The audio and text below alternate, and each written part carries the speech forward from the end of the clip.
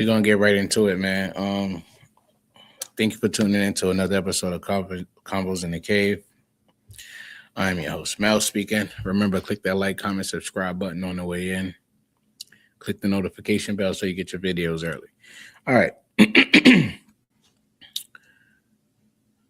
You see the title. And before we get into the recap and the breakdown and my thoughts on the whole event, we're going to just get the topic of discussion out the way. We already know what transpired. I'm pretty sure you guys are looking at everybody's recap, so I don't have to go down a rabbit hole with telling you who won that battle. Eazy, the block captain. I mean, I don't have to go down the rabbit hole of telling you the details of what happened in the battle, but I will say some key things. I'm not going to elaborate too much on who won. Obviously, Eazy, the block captain, won 3-0. That's what they are saying. The consensus is saying, and that's what it was, right? All right. So prior to my my pre-recap, I said that this would be a classic if Twork comes prepared. We all know he didn't do that. So that just leaves us for an easy opinion or easy guess on who won. But I must say, when you do the round by round breakdown, right, I really think Twork only came with 2 rounds. And the 2 rounds that he offered, if he would have remembered his lines, like if it was clean, it probably would have been a debatable first and second round.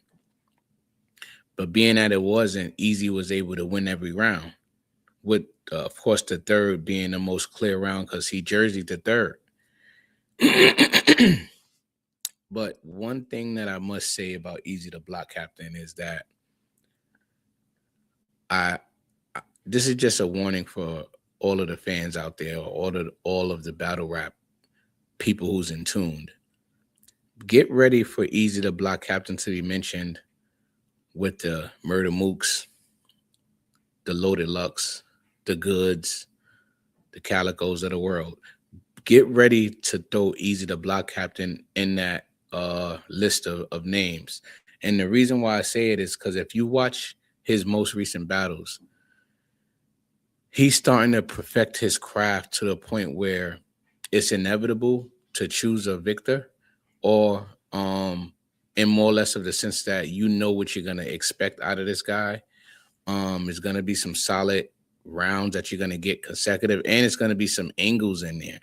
It's going to be some angles, and that's what makes the Murder Mooks, the Loaded Luxes, and the Goods. They all have a certain criteria of how they're going to attack their opponent, and they stick to it throughout the whole entire battle. No matter what the people say, no matter what the fans say, no matter what media say, they stick to their perfect, like they stick to what they know, and they make sure they carry out their message in all battles. And I'm watching this Eazy, the block captain versus Twork battle, and that's what I'm getting from Eazy. I'm getting he's starting to perfect his craft. He's starting to understand what the people like, or what his fans like, and what he's known to do, and just master that in each battle and not try to switch his flows and stuff like that. And that's the dangerous part of what I'm learning about Eazy, the block captain. In reference to Twork, right? I think Twork had some solid material. You had he had some solid material. He just didn't have it together. Now, if he would have been able to rap his first and his second fluently, then the third he could have got away with choking in the third. You understand what I'm saying? This is why Twork has to find some type of way to either come prepared, take the time out he needs to do what he has to do, and come prepared all the time. Because even without him going through the situation that he's going through, and this is not me trying to put him on blast, but he been this way. It's not like this is new. He's been like this. So he's been the person to choke, the person to come unprepared, the person to prepare the day before the battle. That's been Twork. But I must say, if you listen to his rounds in the first and second, if he would have got those off clean, it would have been a different conversation here. I promise you.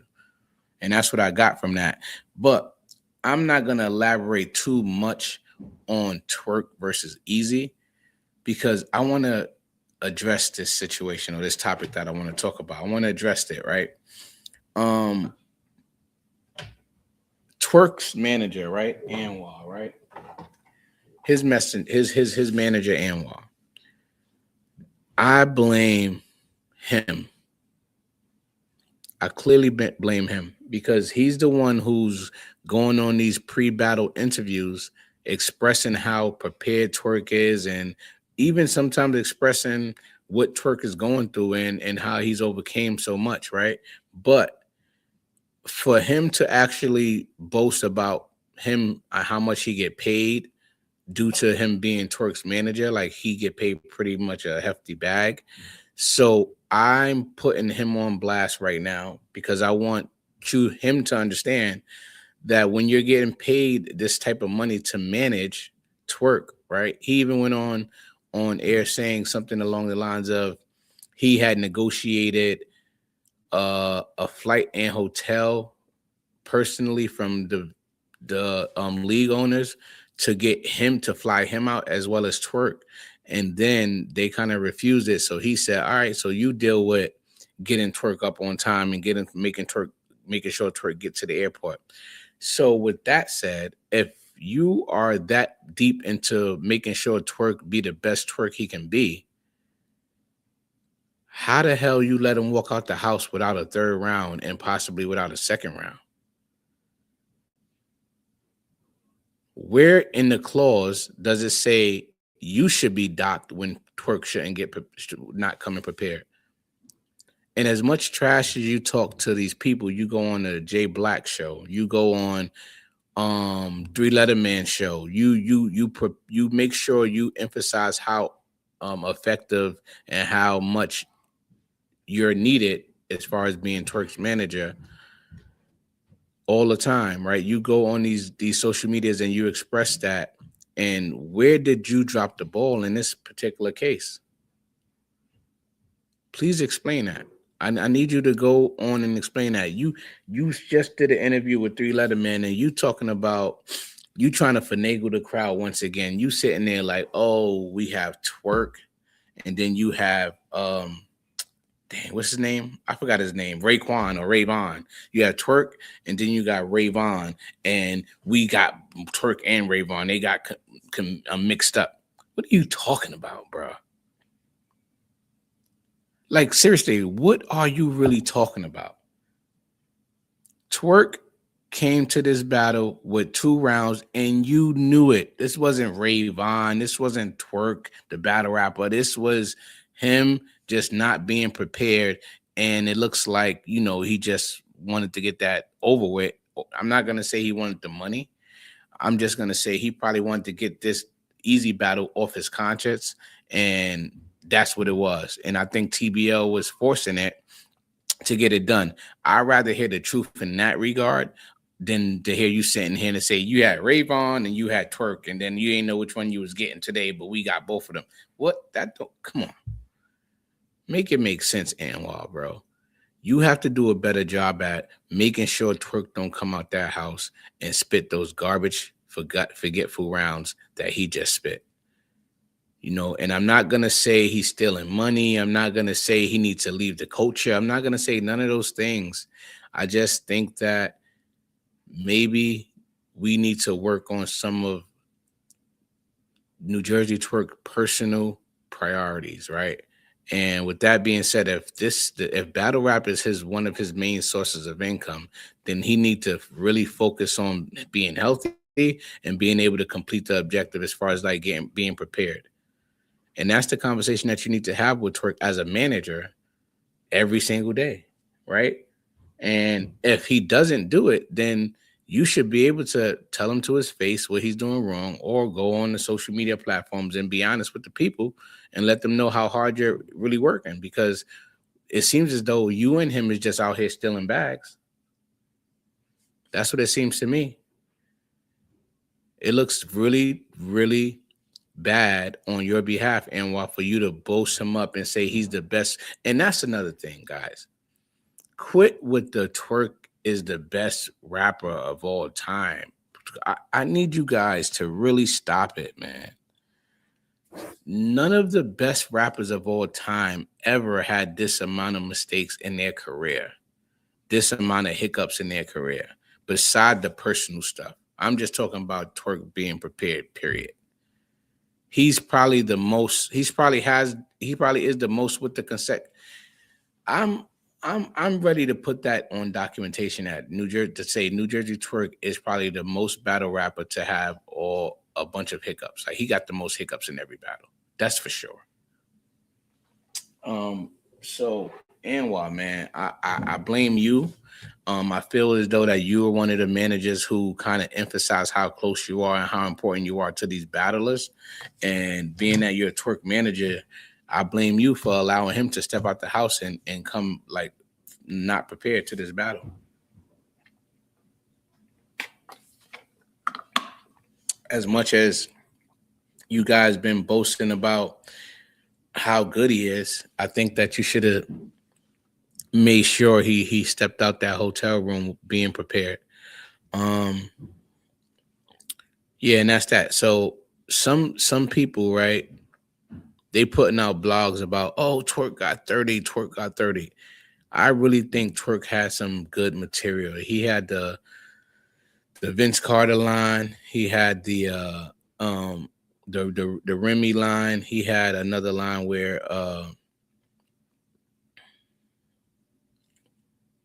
I forget this other line, but he had a couple of fire lines, and I just think that if he would have got those off clean, it would have been a long day for Eazy. But Eazy, right? Eazy had a whole angle from the first round to the second round to the third round, and if you look at Easy's first round, it was more or less of a fill out round. The second round was more or less of a personal angle base, and then that third round, he just spoke to Twork soul, like he really had to speak to him as a man.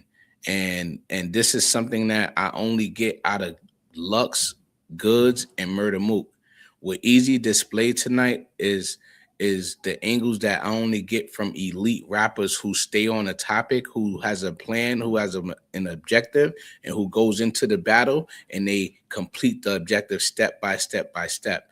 And that's what Eazy was with the time limit. And you can tell that Eazy knew that it was a time limit, so he was trying to rhyme fast. You can really see that he was trying to get it off, especially after that first round.